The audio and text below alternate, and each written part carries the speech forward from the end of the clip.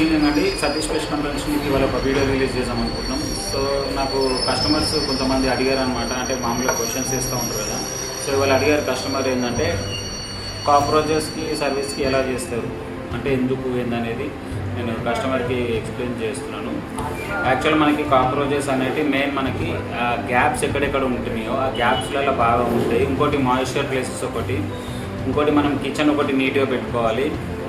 Plus మనకి switch boards దగ్గర లేకపోతే కబోర్డ్స్ సైడ్ ఎక్కడైనా సరే గ్యాప్స్ ఉంటే ఆ లోపలికి వెళ్ళి కాక్రోచ్ అనేవి ఎగ్స్ ఫామ్ చేస్తాయి అనమాట.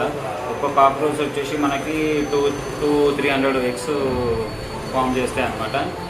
సో మనకి మెయింటైన్ చేసుకోవాల్సింది ఏంటంటే కిచెన్ ఒకటి క్లీన్ ఉండాలి. ఇంకోటి ఆ గ్యాప్స్ అనేవి ఏదైనా ఉంటే మనం సిలికాన్ అన్న లేకపోతే వైట్ మన పుట్టి ఉంటుంది అది పెట్టి క్లోజ్ చేసుకోవాలి. ఇంకోటి రాత్రిపూట మనకి లైట్ ఆన్ ఉంటే కొంచెం బెటరు.